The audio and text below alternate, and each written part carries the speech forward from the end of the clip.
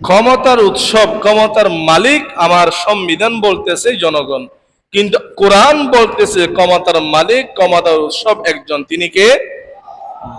তা আপনি মুমিন হয়ে যদি মনে করেন ক্ষমতার উৎসব জনগণ, তাহলে আপনার ঈমান কি নির্ভেজাল নাকি শিরিক যুক্ত ঈমান? আপনার ঈমানে শিরিক আছে। আমাদের বিশ্বাস হলো সকল ক্ষমতার মালিক একজন, তিনি কে?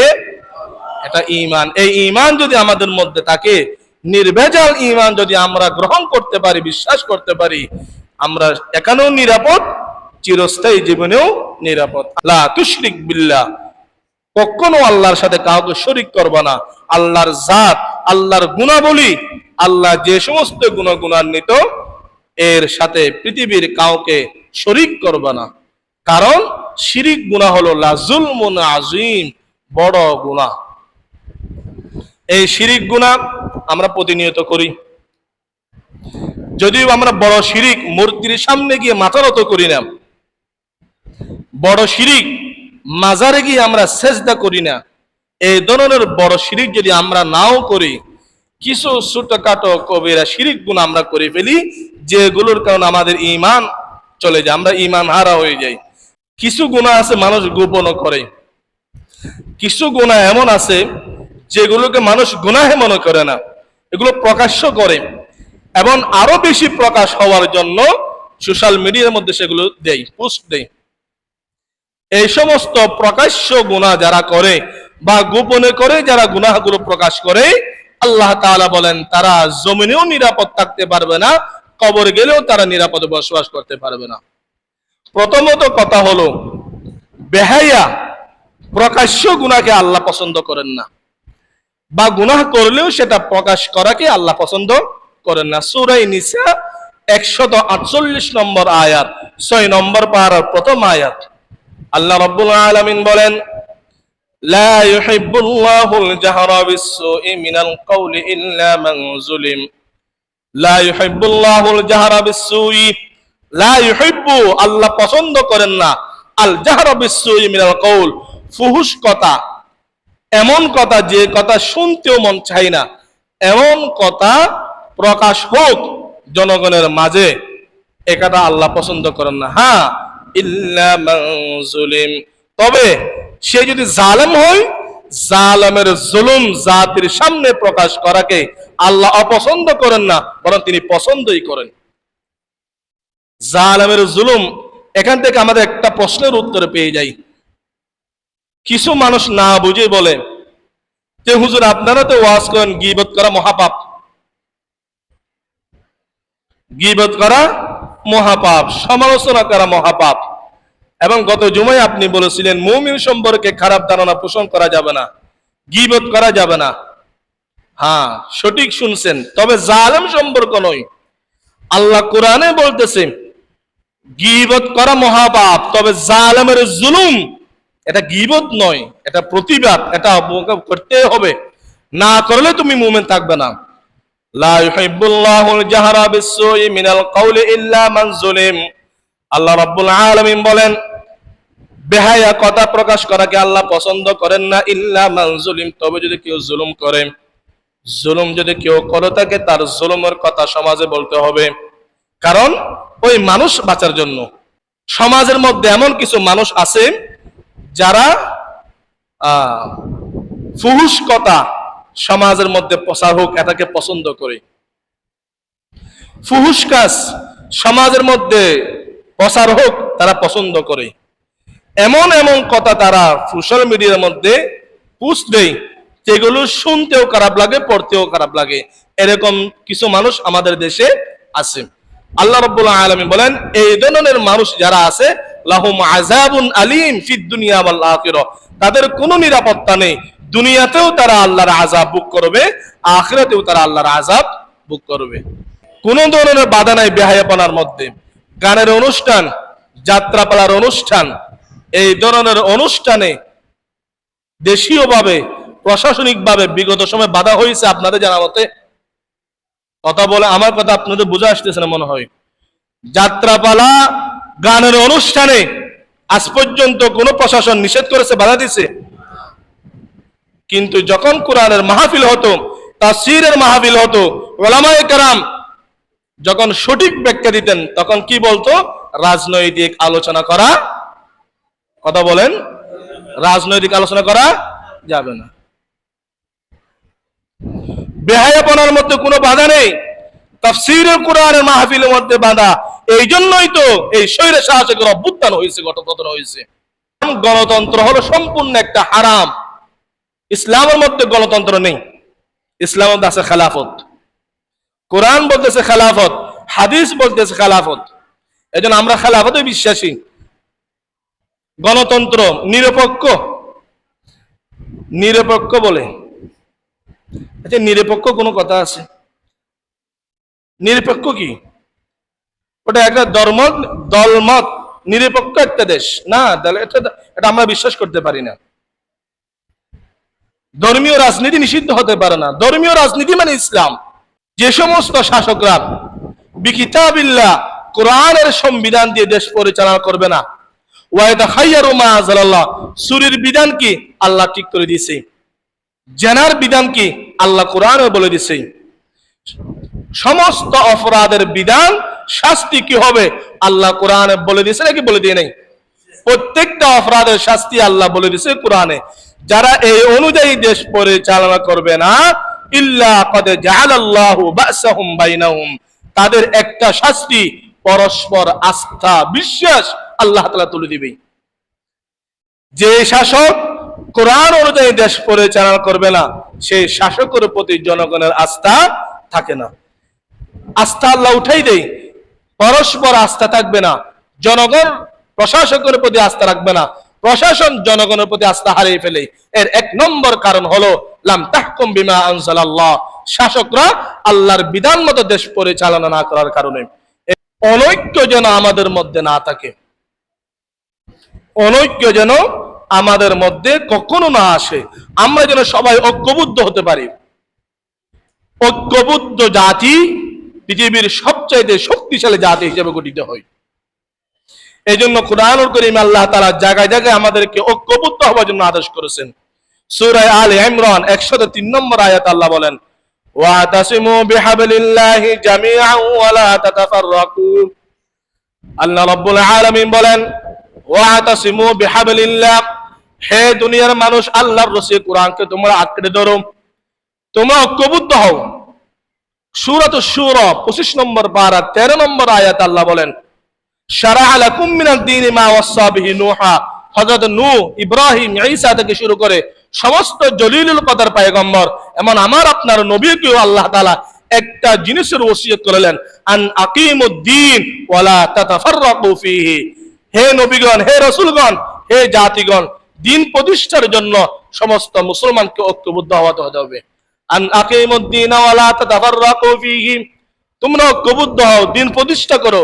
খবরদার কোন ইস্যুর কারণে, ইগুর কারণে, অহংকারের কারণে তোমরা কখনো অনৈক্য হবে না। কারণ তোমরা যদি অনৈক্য হও, তোমাদের মধ্যে যদি একতা না থাকে, তাহলে তোমাদের শত্রুরা, জালেমরা তোমাদের উপর আক্রমণ করবে, যা তোমাদের হাতে আছে তাও তারা নিয়ে নিবে।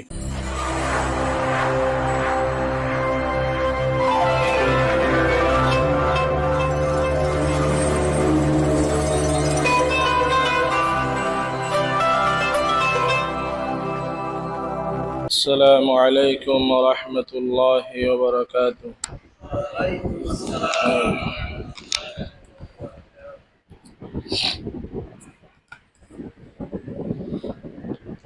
الحمد لله، الحمد لله نحمده ونستعينه ونستغفره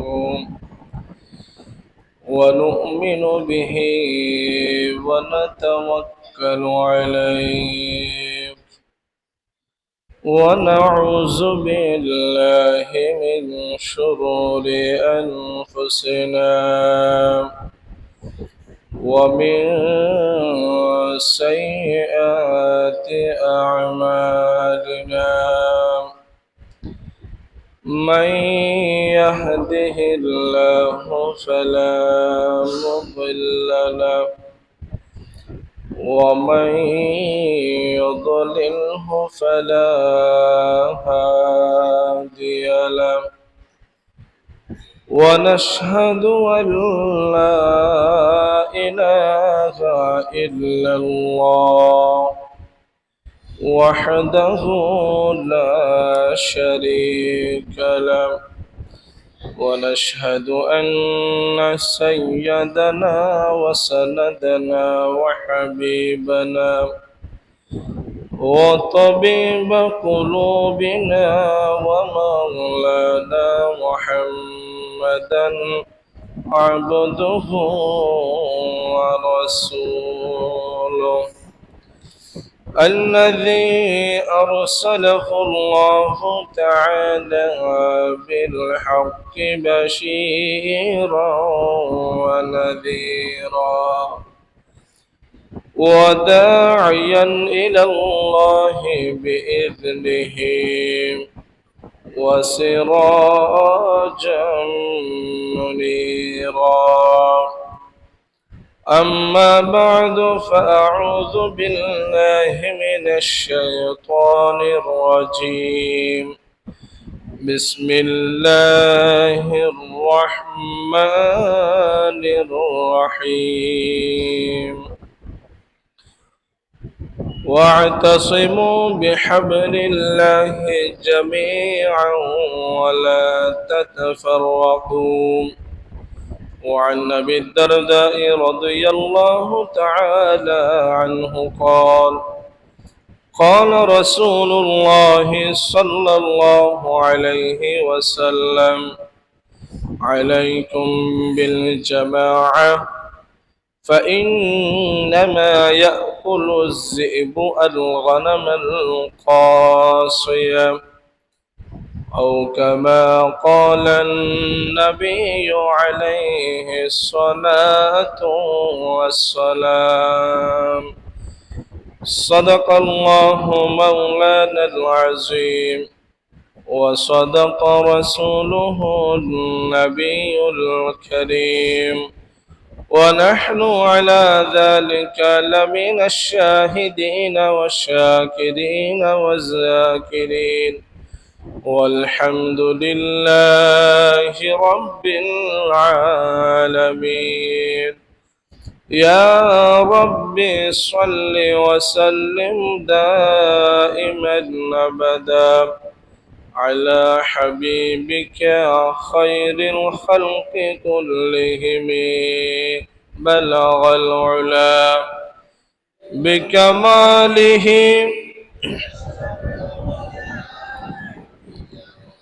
حسنت جميع خصاله محبت آواز کرے پڑھی بلغ العلا كشف الدجى بجماله حسنت جميع خصاله رہے میرا مسکن حواری کعبہ ہوئے میرا مدفن دیار مدینہ بلغ العلا كشف الدجى بجماله حسنت جميع خصاله لا إله إلا الله لا إله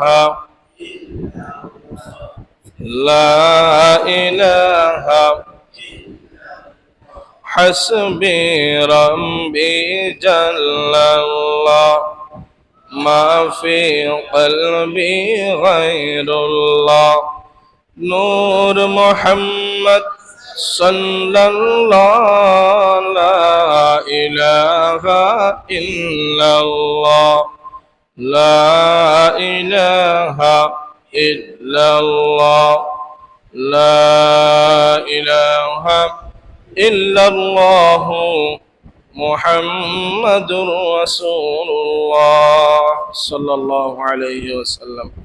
সম্মানিত হাজিরিন, শুরুতে আল্লাহ পাক রব্বুল আলামিনের শাহী দরবারে শুকরিয়া আদায় করতেছি যে আল্লাহ পাক রব্বুল আলামিন অত্যন্ত দয়া করে, মায়া করে, মহব্বত করে, ভালোবাসে, সুস্থতার সহিত দীর্ঘ হায়াত দান করে সালাতুল জুমা আদায় করার জন্য আল্লাহর ঘর মসজিদে আসার, বসার, কোরআন ও হাদিস থেকে কথা বলার, শোনার সুযোগ করে দিয়েছেন।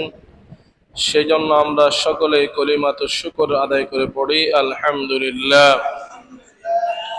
আমি আপনাদের সামনে কুরআনুল করিমের তৃতীয় সূরা সূরা আলে ইমরান এর 103 নম্বর আয়াতের প্রথম কিছু অংশ তিলাওয়াত করেছি। বুখারী এবং মুসলিম শরীফে বর্ণিত হযরত আবু দারদা রাদিয়াল্লাহু তাআলা আনহু থেকে বর্ণিত প্রিয় নবী মুহাম্মদুর রাসূলুল্লাহ সাল্লাল্লাহু আলাইহি ওয়াসাল্লামের একখানা গুরুত্বপূর্ণ হাদিস আপনাদের সামনে উপস্থাপন করেছি। আল্লাহ পাক রব্বুল আলামিন তৌফিক দান করলে তিলাওয়াতকৃত আয়াতের অংশ এবং পঠিত হাদিসকে সামনে রেখে নির্ধারিত বিষয়ের উপর সংক্ষেপ আলোচনা করব। উম্মতের উপকারী হয়, জাতির কল্যাণে আসে এমন কিছু কথা আল্লাহ তাআলা আমার জবান থেকে বলার, আপনাদের সবাইকে আমলের নিয়তে শোনার তৌফিক দান করুন, আমিন। সম্মানিত মুসল্লিগণ, গত 2 জুমা থেকে আমরা নিরাপত্তা বিষয় নিয়ে আলোচনা করতেছিলাম। আমি আলোচনার ভূমিকা না রেখে সরাসরি মূল আলোচনায় প্রবেশ করতেছি। পৃথিবীতে আল্লাহ প্রদত্ত নিয়ামতের মধ্যে সবচাইতে বড় নিয়ামত নিরাপত্তা। এই জন্য যুগে যুগে নবী রাসূলগণ নিজেরাও আল্লাহর কাছে নিরাপত্তার জন্য দোয়া করেছেন এবং উম্মতকেও নিরাপত্তার জন্য দোয়া শিক্ষা দিয়েছেন। আল্লাহ তাআলা আমাদেরকে নিরাপত্তার অজুহাতে ইবাদতের দাবি উঠাইছেন। আল্লাহ তাআলা বললেন, ফালিয়াবুদু রাব্ব হাযাল বাইত, রবের কথা মানো, আল্লাহর কথা মানো, আল্লাহর ইবাদত করো, কারণ ওয়া আমানাহুম মিন খাউফ, যে 2টি নিয়ামতের বিনিময়ে আল্লাহ ইবাদত আনুগত্যর দাবি উঠাইছেন, তার মধ্যে একটি হলো নিরাপত্তার নিয়ামত।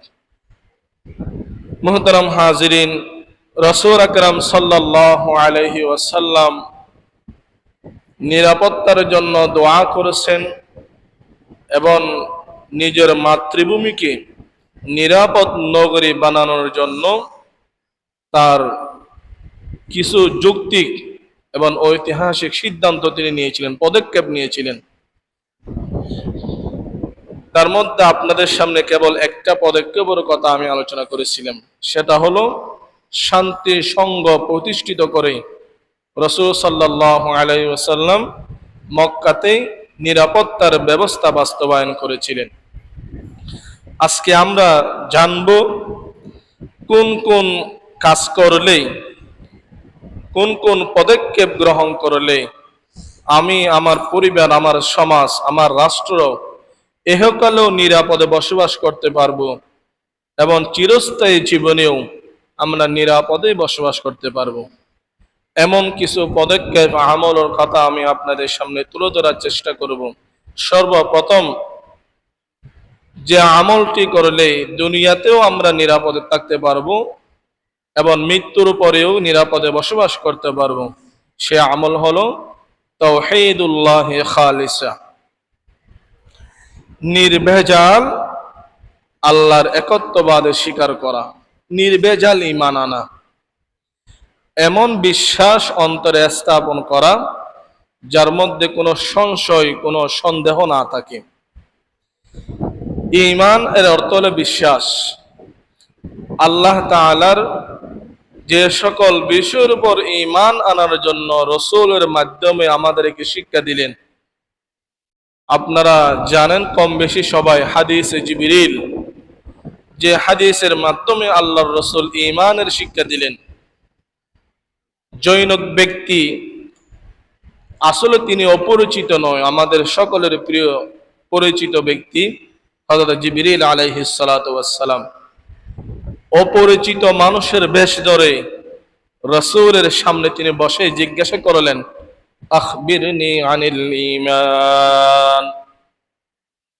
হে আল্লাহর রাসূল, আমাকে ঈমান বিষয়ে শিক্ষা দিন। ঈমান কাকে বলে? আল্লাহর রাসূল বললেন, আন তুমিনা বিল্লাহি ওয়া মালাইকাতিহি ওয়া কুতুবিহি ওয়া রুসুলিহি ওয়াল ইয়াউমিল আখির ওয়াল কদরি খাইরিহি ওয়া শাররিহি মিনাল্লাহি তাআলা। 7টি বিষয়ের কথা এখানে উল্লেখ করেছেন। তার মধ্যে 1 নম্বর বিষয় হলো আন তুমিনা বিল্লাহ, আল্লাহকে বিশ্বাস করা জাত এবং সিফাত সহকারে।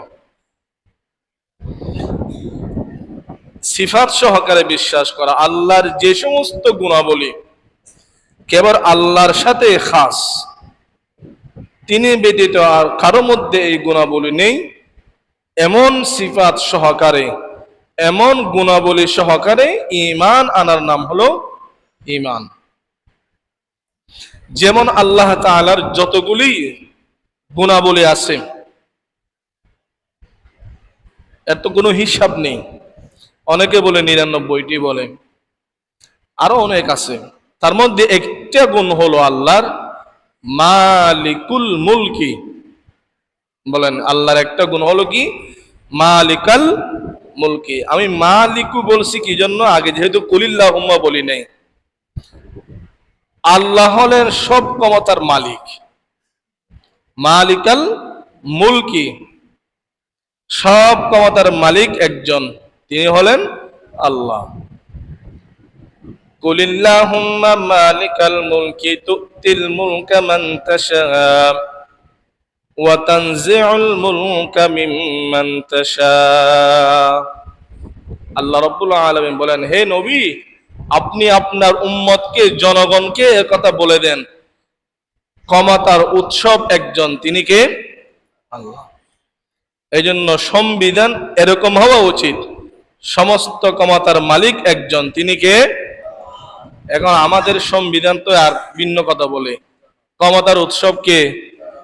জি, আর তো আওয়াজ করে বলেন, আমাকে আটকানো দরকার না, আপনারাও বলবেন ক্ষমতার উৎসব কে? এই দেশের সংবিধান আছে এটা, আপনি জানেন না মনে হয়।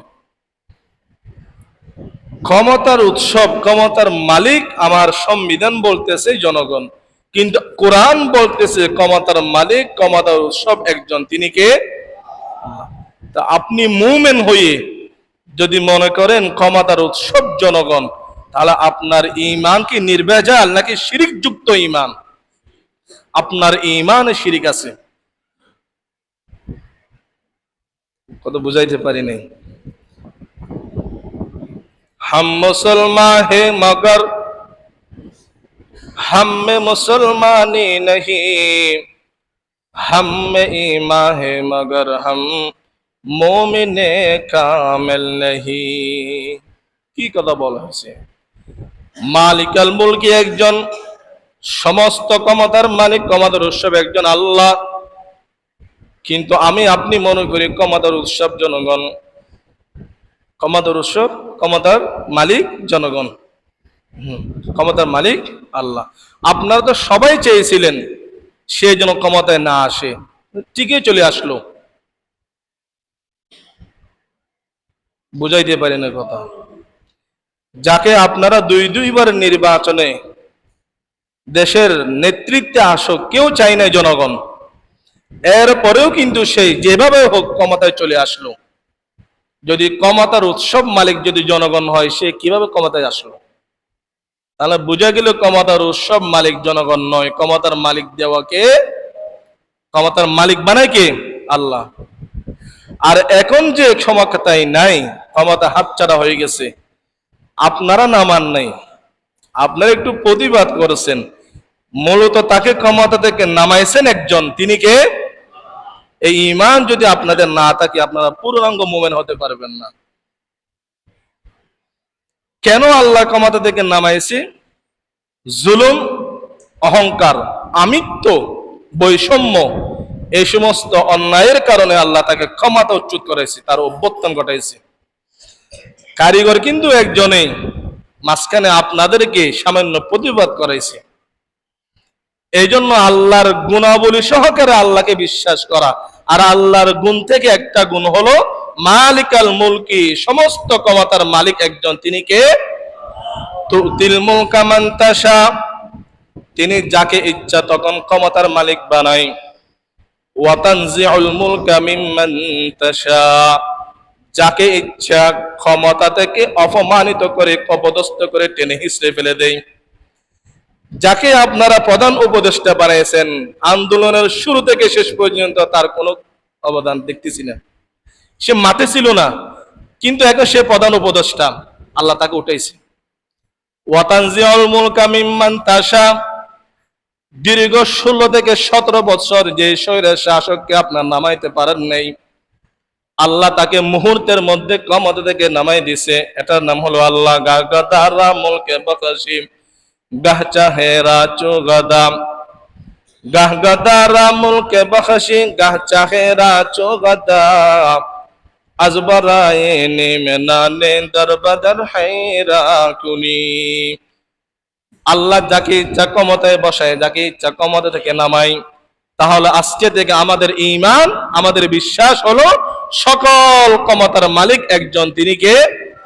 এটা ঈমান। এই ঈমান যদি আমাদের মধ্যে থাকে, নির্ভেজাল ঈমান যদি আমরা গ্রহণ করতে পারি, বিশ্বাস করতে পারি, আমরা এখানেও নিরাপদ, চিরস্থায়ী জীবনেও নিরাপদ। আমার কথা নয়, কোরআনের কথা।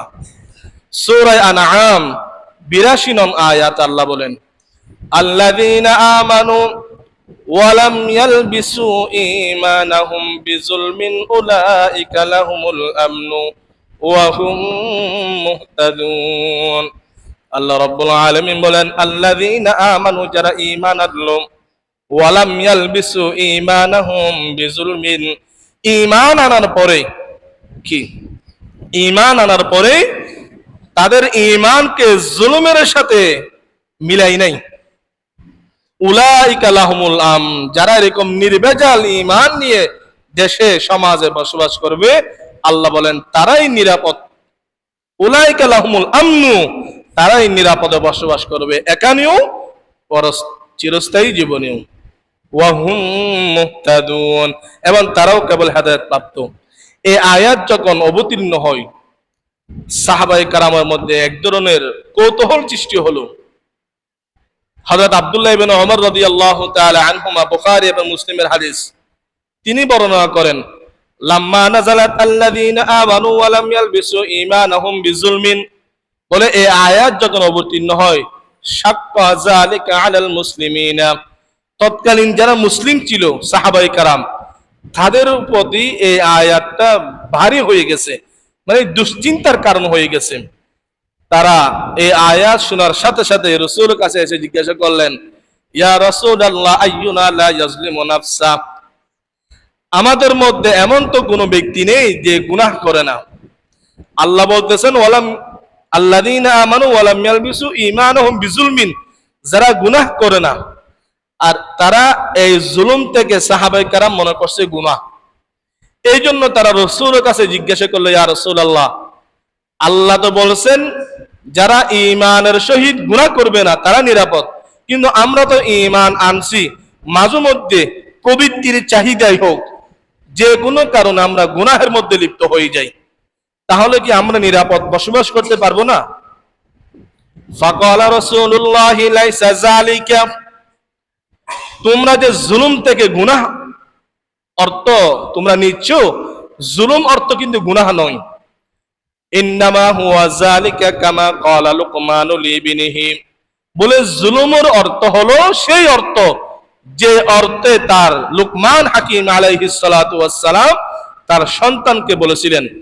কি ওয়াইজ ক্বালা লুকমানু লিবনিহি ওয়া হুয়া ইয়াইযুহু ইয়া বুনাইয়া লা তুশরিক বিল্লাহ ইন্নাশ শিরকা লাযুলমুন আযীম।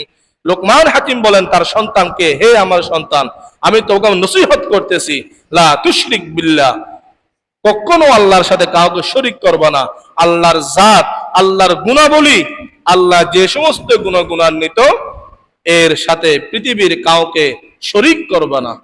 কারণ শিরিক গুনাহ হলো লাযুলমুন আযীম, বড় গুনাহ। এই শিরিক গুনাহ আমরা প্রতিনিয়ত করি। যদিও আমরা বড় শিরিক মূর্তির সামনে গিয়ে মাথা নত করি না, বড় শিরিক মাজারে গিয়ে আমরা সেজদা করি না, এই ধরনের বড় শিরিক যদি আমরা নাও করি, কিছু ছোটখাটো কবিরা শিরিক গুনাহ আমরা করে ফেলি, যেগুলোর কারণে আমাদের ঈমান চলে যায়, আমরা ঈমান হারা হয়ে যাই। তার মধ্যে একটা শিরিকের কথা কিছুক্ষণ আগে বললাম, ক্ষমতার মালিক জনগণকে মনে করি, এটা কিন্তু শিরিক কথা। ক্ষমতার মালিক একজন, তিনি হলেন আল্লাহ। আরেকটা শিরিক কথা আমরা আগে শুনছি, পলাতক স্বৈর শাসক 2017 থেকে 18 সালে হয়তো, যখন আমাদের রোহিঙ্গা ভাই আর কানের মুসলিমরা নির্যাতিত হয়ে এখানে চলে আসছিল, তিনি আশ্রয় দিয়েছিলেন। তিনি আশ্রয় এই জন্য বললাম, যেহেতু তিনি ক্ষমতার মালিক ছিলেন, তখন আশ্রয় তো মূলত আমরাও দিয়েছি তাদেরকে। তখন তিনার একটা বক্তব্য খুব বেশি তখন ভাইরাল হয়েছিল। বাক স্বাধীনতা না থাকার কারণে আমরা তখন প্রতিবাদ করতে পারি নাই। সেটা হলো, ওনার তথাকথিত আরেকজন বোন নাকি ওনাকে বলছিল, 18 কোটি মানুষকে খাওয়াইতে পারলে বাকি 10 লাখ মানুষকে তুমি খাওয়াইতে পারবে না। আপনারা এই বক্তব্য শুনছেন কিনা জানি না, এখনো কিন্তু এটা মিডিয়ার মধ্যে আছে। তিনি বলেছিলেন, তার বোন নাকি তাকে বলছে, তুমি যদি বাংলার 18 কোটি মানুষকে খাওয়াইতে পারো, তাহলে বাকি 8-10 লাখ মানুষকে কেন খাওয়াইতে পারবে না। তাই তার বক্তব্য হলো, এই দেশের মানুষকে তিনিই খাওয়াই, তিনিই রিজিক দেয়। একথা আপনারা বিশ্বাস করেন? কারণ নাউজুবিল্লাহ বলেন না যে কেউ, রিজিকের মালিক কি প্রধানমন্ত্রী? এই দেশের যিনি সরকারে থাকেন তিনি মনে হয় আপনাদেরকে খাওয়ায়। তিনি যদি খাওয়াই থাকেন, তাহলে আজকে যে আমি সকালবেলা খাই নাই। রিজিকের মালিক একজন, রাজ্জাক হলো একজন, তিনি কে? যারা বলে আমরাই জনগণকে খাওয়াই, এরা হলো শিরিক যুক্ত কথা। এরকম মনোভাব যাদের মধ্যে আছে, এই বিশ্বাস যাদের মধ্যে আছে, তারা কখনো মুসলমান মুমিন হতে পারে না। এই জন্য নিরাপদ থাকার জন্য 1 নম্বর কথা, তাওহীদ বিল্লাহি খালিসা, একাত্মবাদ নির্ভেজাল ঈমান আনতে হবে। যে সমস্ত গুণাবল কেবল আল্লাহর সাথে খাস, এগুলোর সাথে পৃথিবীর কোনো মাখলুককে সাদৃশ্য করা যাবে না। 1 নম্বর, এই আমলটা যদি আমরা করতে পারি, আমাদের ঈমানকে যদি মজবুত করতে পারি, তাহলে ইনশাআল্লাহ আমরা এখানেও নিরাপদে বসবাস করব, পরকালীন জীবনেও নিরাপদে বসবাস করব। 2 নম্বর আমল হলো এই যে ইজতিনাবুন আনিল মাসিয়া, আল ইজতিনাবু আনিল মাসিয়া, যে সমস্ত গুনাহ অন্যায় প্রকাশ্য হয়, প্রকাশ্য গুনাহ থেকে বিরত থাকা।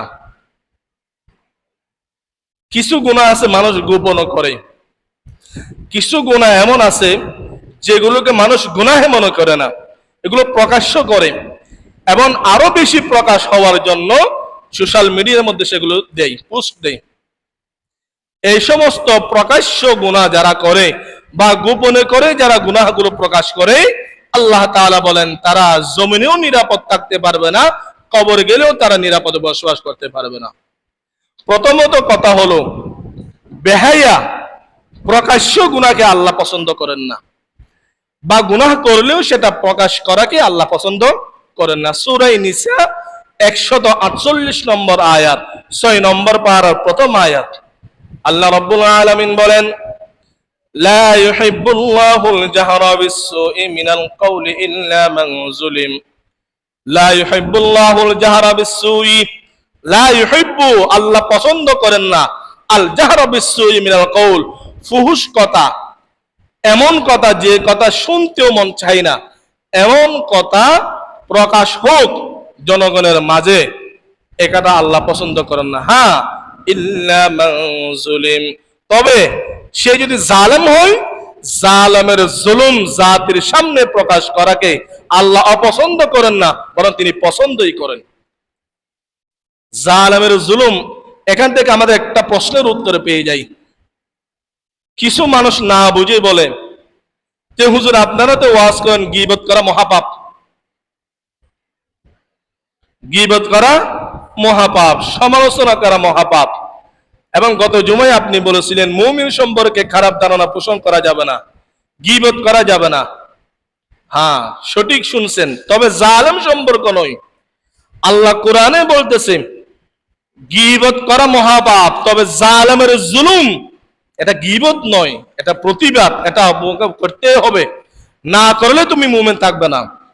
লা ইউহিব্বুল্লাহুল জাহরা বিসসুই মিনাল কওলি ইল্লা মান যুলিম, আল্লাহ রাব্বুল আলামিন বলেন বেহায়া কথা প্রকাশ করাকে আল্লাহ পছন্দ করেন না, ইল্লা মান যুলিম, তবে যদি কেউ জুলুম করে। জুলুম যদি কেউ করে থাকে তার জুলুমের কথা সমাজে বলতে হবে, কারণ ওই মানুষ বাঁচার জন্য, মানুষ বাঁচার জন্য। সূরা নূরের 38 নম্বর আয়াত আল্লাহ বলেন ইন্নাল্লাযীনা ইউহিব্বুনা আন তাশিয়াল ফাহিশা, সমাজের মধ্যে এমন কিছু মানুষ আছে যারা ফুহুশ কথা সমাজের মধ্যে প্রচার হোক এটাকে পছন্দ করে। ফুহুশ কাজ সমাজের মধ্যে প্রচার হোক তারা পছন্দ করে। এমন এমন কথা তারা সোশ্যাল মিডিয়ার মধ্যে পোস্ট দেয় যেগুলো শুনতেও খারাপ লাগে, পড়তেও খারাপ লাগে। এরকম কিছু মানুষ আমাদের দেশে আছে। আল্লাহ রাব্বুল আলামিন বলেন এই ধরনের মানুষ যারা আছে লাহুম আযাবুন আলীম ফিদ দুনিয়া ওয়াল আখিরাহ, তাদের কোনো নিরাপত্তা নেই, দুনিয়াতেও তারা আল্লাহর আযাব ভোগ করবে, আখিরাতেও তারা আল্লাহর আযাব ভোগ করবে। হুজুর একটু খুলে বলেন, এখন তার সবগুলো খুলে বলতে কোনো সমস্যা নেই।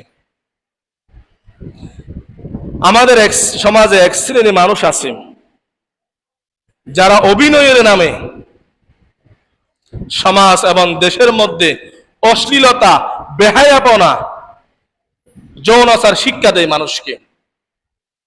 টিকটকের মাধ্যমে হোক, ভিডিওর মাধ্যমে হোক, এক শ্রেণীর পুরুষ এবং মহিলা আমাদের সমাজ আছে নাকি নেই?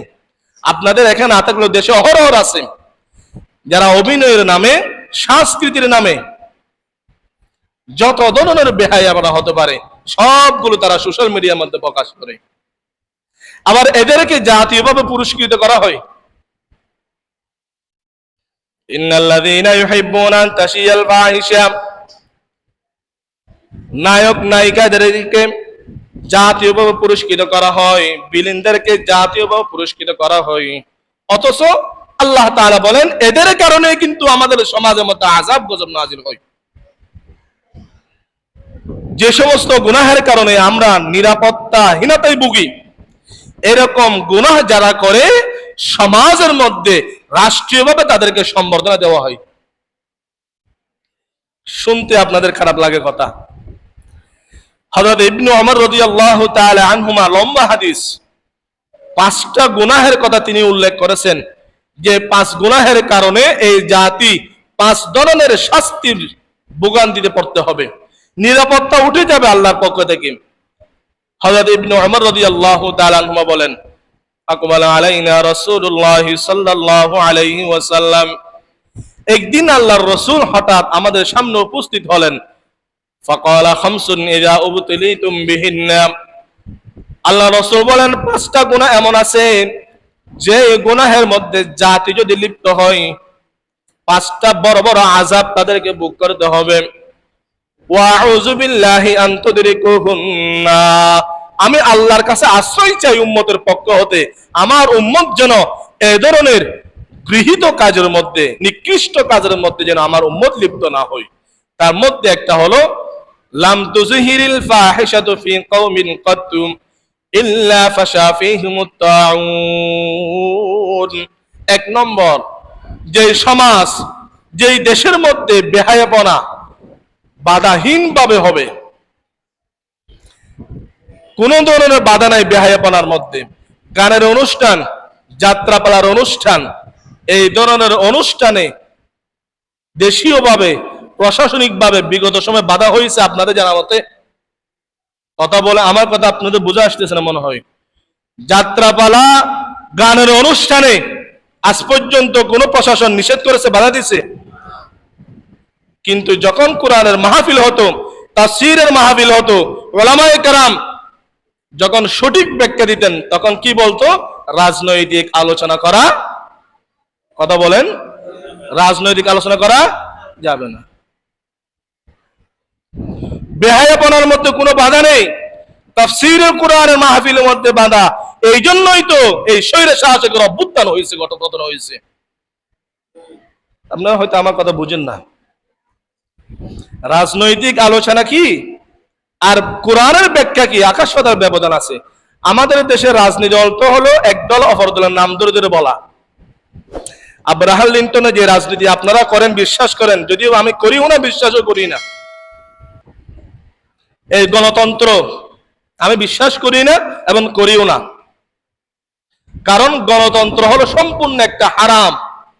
ইসলামের মধ্যে গণতন্ত্র নেই, ইসলামের মধ্যে আছে খেলাফত। কোরআন বলতেছে খেলাফত, হাদিস বলতেছে খেলাফত।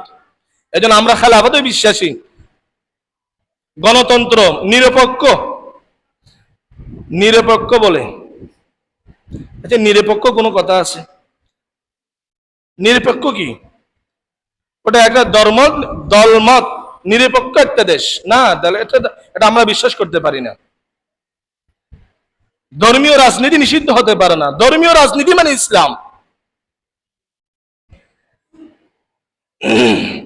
লাম তুযহিরিল ফাহিশাতু ফি কওমিন কাত্তুম, যে জাতির মধ্যে বেহায়াপনা, গান বাজনা, অশ্লীলতা প্রকাশ্য করতে পারবে, কোনো বাধা নেই। আল্লাহ রাব্বুল আলামিনের হাবিব বলেন ইল্লা ফাশা ফীহিমুত তাউন, এই জাতির নিরাপত্তা আল্লাহ দিবে না, তাদের মধ্যে দুই ধরনের বড় আযাব দিবে। একটা হলো ফ্লেক রোগ, হয় এটাকে ফ্লেক রোগ, বুঝেন তো? ফাশা ফীহিমুত তাউন, তাউন বলা হয় ফ্লেক রোগকে। শরীরে এক ধরনের রোগ হয়, গুস্তাগুলো পুষে আপনার শরীর থেকে বাহির হয়ে যাবে, যত চিকিৎসা করেন না কেন কোনো কাজ হবে না।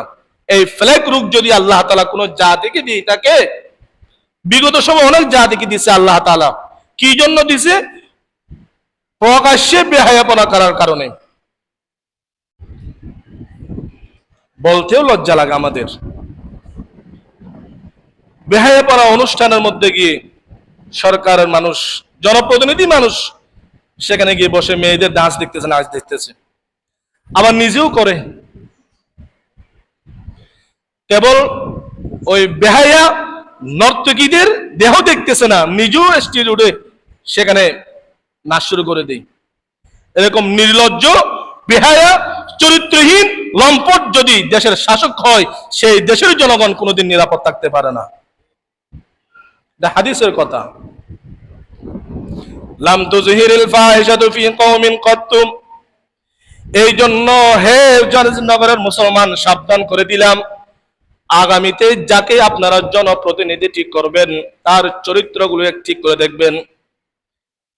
তার চরিত্র দেখবেন, চরিত্র কেমন দেখবেন, সে আসলে কি চরিত্রহীন লম্পট নাকি সুনাগরিক আদর্শবান একজন ব্যক্তি, নবীর উম্মত হিসাবে পরিচয় দিতে তার লজ্জা লাগে না। এরকম ব্যক্তিকেই, যারা ন্যায় অন্যায় বুঝে, যারা হক না হক বুঝে, যারা জায়েজ না জায়েজ বুঝে, এরকম ব্যক্তিকেই আপনারা জনপ্রতিনিধি হিসেবে ঠিক করবেন। আলেম বলতেছি না আমি, অনেক আলেম নয়, অনেক মানুষ জেনারেল শিক্ষিত কিন্তু নবীর আদর্শ তাদের মধ্যে 100% পাওয়া যায়, এরকম আছে না? এরকম মানুষকে আপনারা জনপ্রতিনিধি ঠিক করেন। 2 নম্বর, যারা চরিত্রহীন লম্পটকে শাসক বানাবে তাদের 2 নম্বর শাস্তি, ওয়াল আউজাউল্লাতী লাম তাকুন মাযাত ফি আসলামিহিমুল্লাযীনা মাযাউ, এমন এমন রোগ আল্লাহ তাআলা সেই জাতিকে দিবে, ইতিপূর্বে কোন উম্মতকে এরকম রোগ আল্লাহ তাআলা দেয় নাই। কোভিড-19 আমরা ভোগ করেছি এই রোগ। বাংলাদেশের মধ্যে করোনা ভাইরাস এসেছিল না 2019 থেকে নিয়ে 2020 সাল পর্যন্ত, করোনা ভাইরাস ছিল কি ছিল না বলেন? কি জন্য? ফাহিশা, বেহায়াপনা, গান বাজনা, অশ্লীলতা দ্বিধাহীন ভাবে সমাজে বিস্তার লাভ করার কারণে আল্লাহ তাআলা মহামারী কোভিড-19 এই জাতিকে দিয়েছিল। 2 নম্বর, যে সমস্ত অপরাধের কারণে নিরাপত্তা উঠে যাবে, আমি বাকি 3টা বলার সময় নেই। 2য় নম্বর, যে অপরাধের কারণে নাগরিকের নিরাপত্তা, জনপ্রতিনিধির নিরাপত্তা উঠে যায়, সেটা হলো লাম তাহকুম বিমা আনজালাল্লাহ। যে শাসকরা কোরআন অনুযায়ী দেশ পরিচালনা করবে না, ওয়ামান লাম তাহকুম আইম্মাতুহুম বিকিতাবিল্লাহি ওয়া ইয়াতাখায়য়ারু মা আনজালাল্লাহ, যে সমস্ত শাসকরা বিকিতাবিল্লাহ কোরআনের সংবিধান দিয়ে দেশ পরিচালনা করবে না, ওয়া ইয়াতাখায়য়ারু মা আনজালাল্লাহ, চুরির বিধান কি আল্লাহ ঠিক করে দিয়েছে, জেনার বিধান কি আল্লাহ কোরআনে বলে দিয়েছে, সমস্ত অপরাধের বিধান শাস্তি কি হবে আল্লাহ কোরআনে বলে দিয়েছে নাকি বলে দিয়ে নাই? প্রত্যেকটা অপরাধের শাস্তি আল্লাহ বলে দিয়েছে কোরআনে। যারা এই অনুযায়ী দেশ পরিচালনা করবে না, ইল্লা কদ জাআলাল্লাহু বাসাহুম বাইনাহুম, তাদের একটা শাস্তি পরস্পর আস্থা বিশ্বাস আল্লাহ তাআলা তুলে দিবে। যে শাসক কোরআন অনুযায়ী দেশ পরিচালনা করবে না, সেই শাসকের প্রতি জনগণের আস্থা থাকে না। আস্থা আল্লাহ উঠাই দেয়, পরস্পর আস্থা থাকবে না, জনগণ প্রশাসকের প্রতি আস্থা রাখবে না, প্রশাসন জনগণের প্রতি আস্থা হারিয়ে ফেলে। এর 1 নম্বর কারণ হলো লাম তাহকুম বিমা আনজালাল্লাহ, শাসকরা আল্লাহর বিধান মতো দেশ পরিচালনা না করার কারণে। এই জন্য আগামীতে নিরাপত্তা হিসাবে, নিরাপদে বসবাস করার জন্য, আগামীতে যেন আমরা সবাই একে অপরের প্রতি আস্থা রেখে নিরাপদে এই দেশে বসবাস করতে পারি, এই জন্য আমরা আগামীতে কাকে টেক করব জনপ্রতিনিধি হিসেবে? যিনি মদিনার সনদ দিয়ে দেশ পরিচালনা করবে, তাকে আমরা জনপ্রতিনিধি করব। রাজি আছেন তো ইনশাআল্লাহ?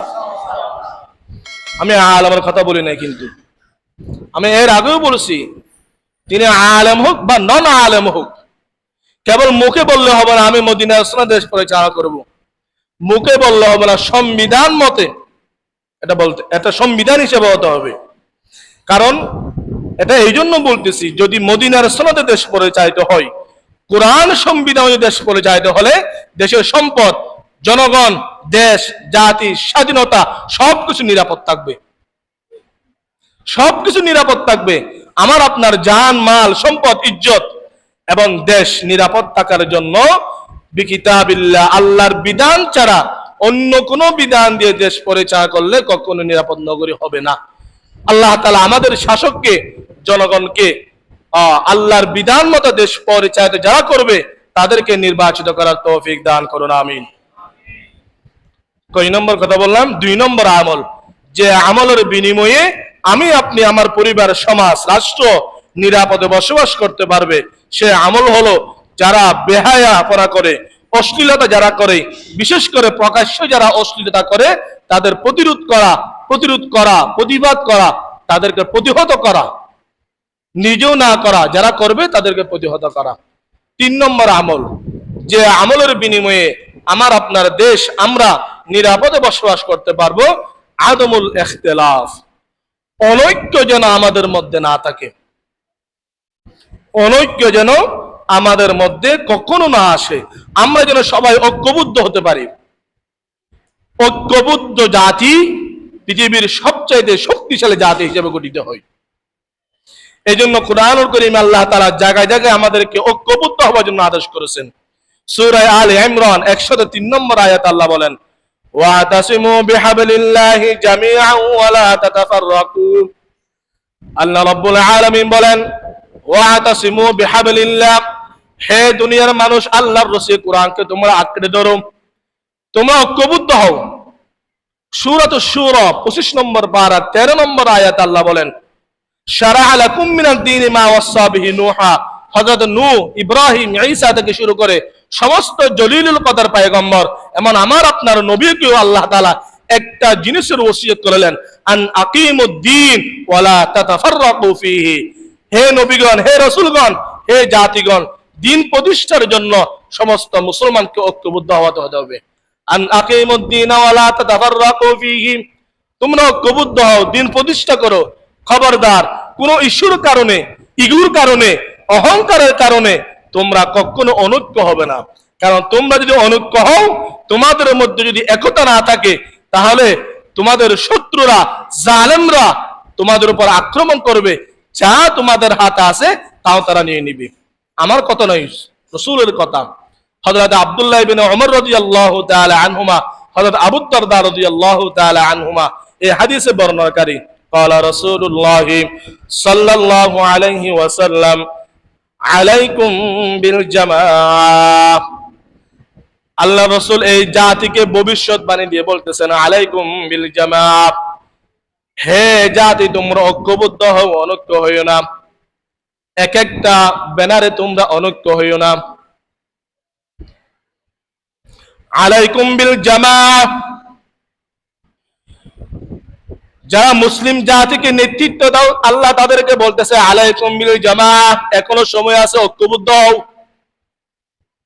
ফাইন্নামা ইয়াকুলু যিবু আল গানামাল কাসিয়া, আল্লাহ রাসূল বলতেছেন যদি একসাথে 50টা ছাগল থাকে, সেখানে বাঘ কিন্তু হামলা করে না।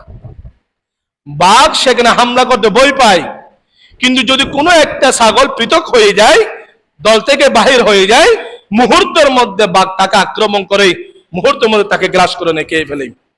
ঠিক তেমনি ভাবে আল্লাহ রাসূল এই জাতিকে কিভাবে বুঝাইতেছে দেখেন। ইসলামী দল যারা করো, যারা মুসলিম সমাজকে যারা নেতৃত্ব দাও, আলাইকুম বিল জামাআহ, ঐক্যবদ্ধ হও। কোন শাসক, কোন জালেম তোমাদেরকে জুলুম করতে পারবে না, জিয়লখানা তোমাদের বন্দী করতে পারবে না, গুম হত্যা করতে পারবে না। হ্যাঁ, যদি তোমরা ইগুর কারণে, অহংকারের কারণে, চেয়ারের কারণে যদি তোমরা পৃথক হও, প্রত্যেক জনকে স্বৈরা শাসক জেলের মধ্যে বন্দী করে রাখবে। ইতিহাস সাক্ষী, আমরা এই পর্যন্ত ঐক্যবদ্ধ হতে পারি নাই। কোন ইসলামী দল নাই যে মার খাই নাই? বলেন, কোন দল নাই যে দল মার খাই নাই? জামাত ইসলামী বলেন, ইসলামী আন্দোলন বলেন, খেলাফত মজলিস বলেন, যে নামের যে দলের শুরুতে ইসলাম লেখা আছে, প্রত্যেকটা দলের নেতৃত্বদেরকে জেল, গুম, হত্যা, মামলার ষড়যন্ত্র শিকার ইতিপূর্বে হয়েছে কি হয় না? আপনারা বলেন, কথা বলেন। আপনারা কি আগামীতেও সেরকম গুম হত্যার শিকার হতে চান? যদি না চান, তাহলে আজকে থেকে শপথ নেন, ইসলামী দল যারা করেন, যারা নেতৃত্ব দেন, ঐক্যবদ্ধ হয়ে যান। পৃথিবীর কোন শক্তি মুসলিম জাতিকে দমিয়ে রাখার সাহস পাবে না, যদি আমরা ঐক্যবদ্ধ হতে পারি। এজন্য ঐক্যর প্রক্রিয়া এখনো চলতেছে। আলহামদুলিল্লাহ, আপনারা শুধু দোয়া করেন, 5 ওয়াক্ত নামাজের পরে দোয়া করেন। আপনার ভয় পায়েন না, ইসলামী হুকুমত কায়েম হলে মনে হয় আমরা সরকারি চাকরি হারাবো, আমরা ঘরবাড়ি হারাবো, আমরা অসহায় হিসেবে দেশে বসবাস করব। আপনারা এটা মোটেও মনে করিয়েন না। ইসলামী হুকুমত কেবল মুসলমানকে নয়, যতটুকু মুসলমানকে নিরাপত্তা দেয়, এর চাইতে বেশি নিরাপত্তা ও মুসলিমদেরকে ইসলামী হুকুমত দিয়ে থাকে। এটা আমি গত জুমায় আপনাদের বলেছিলাম। ইসলামী হুকুমত যদি এই দেশে বাস্তবায়িত হয়, কোন মানুষ তার নাগরিক অধিকার থেকে বঞ্চিত হবে না। মামলা হয়েছে, জেলে নিছে, টাকা নাই, পড়ে আছে, 15 বছর, 20 বছর, 25 বছর পরে প্রমাণিত হচ্ছে মানুষটা বিনা দোষে 25 বছর কারাদণ্ডিত হলো। এটা আব্রাহাম লিঙ্কনের রাজনীতির কারণে মানুষ গণহত্যার শিকার হয়। এই জন্য আপনারা যতদিন এই গণতন্ত্র থেকে বাহির হতে পারবেন না, এই নিরপেক্ষ দলমত থেকে যতদিন আপনার বাহির হয়ে ইসলামী হুকুমতের দিকে তাকিতে হবেন না, ততদিন ন্যায্য মূল্য, ন্যায্য অধিকার, নাগরিক অধিকার, নিরাপত্তা থেকে আমরা বঞ্চিত হব। আল্লাহ তাআলা মুসলিম জাতিকে, এই উম্মতকে, বিশেষ করে যারা মুসলমানদেরকে নেতৃত্ব দেয়, আল্লাহ তাআলা তাদের সবাইকে, তাদের বুদ্ধি সদয় হোক, তারা যেন ঐক্যবদ্ধ হয়ে একটা জোট করে হলেও যেন তারা আগামীতে আমাদের নেতৃত্ব দেয়। এটা আমার একটি ব্যক্তিগত আমার চাহিদা। আপনারাও আমাদের সাথে একমত হতে পারেন, নাও হতে পারেন। কারণ আপনারা অনেকেই আবার বিএনপি করেন, অনেকে ভিন্ন দল করেন, তারা চাইবেন বিএনপি ক্ষমতায় আসার জন্য। আমরাও আহ্বান করি বিএনপিকে, ইসলামী হুকুমতের মধ্যে আপনারাও আসেন। যারা ইতিপূর্বে চলে গেছে তারাও যদি নিরাপদে থাকতে চায় তারাও আসতে পারেন ইসলামী দলের মধ্যে, কোনো আপত্তি নেই। ইসলাম সবাইকে নিরাপত্তা দিবে। তবে যে জুলুম আপনারা বিগত সময় করেছেন, ইসলামী হুকুমত বাস্তবায়ন হলে এর প্রত্যেকটা জুলুমের বিচার বাংলাদেশের মধ্যে সংঘটিত হবে ইনশাআল্লাহ। রাজি আছেন তো আপনারা? ওলামায়ে কেরামের হাত শক্ত করার জন্য রাজি আছেন ইনশাআল্লাহ? আবার আপনারা আমাকে প্রশ্ন করেন না আপনি কোন দল করেন হুজুর। আমি আগেও বলছি, এখনো বলতেছি, এখনো আমি কোনো দলে যোগ দেই নাই। কারণ আমি সেই দিন ইসলামী দলে যোগ দিব যে দিন এই দল, ইসলামী দলগুলো ঐক্যবদ্ধ হয়ে কোন একটা প্ল্যাটফর্মে আসবে, সেই দিন আমি ইসলামী দলের মধ্যে যোগ দিব। এর আগে দিতে পারবো না। কারণ এটা হলো খেলাফত। খেলাফত একজন আমিরকে মানে। একথা আপনারা হয়তো বুঝবেন না, অথবা বোঝার ক্ষমতা কারোর মধ্যে নাও থাকতে পারে। আল্লাহ তাআলা সবাইকে ইসলামী হুকুমত মানার জন্য, যারা ইসলামী হুকুমতের জন্য কাজ করে তাদেরকে সহযোগিতা করার জন্য, দেশের নিরাপত্তা, জনগণের নিরাপত্তা, স্বাধীনতা রক্ষা করার জন্য সবাইকে ঐক্যবদ্ধ হয়ে কাজ করার তৌফিক দান করুন, আমিন। ওয়া আখিরু দাওয়ানা আলহামদুলিল্লাহি রাব্বিল আলামিন।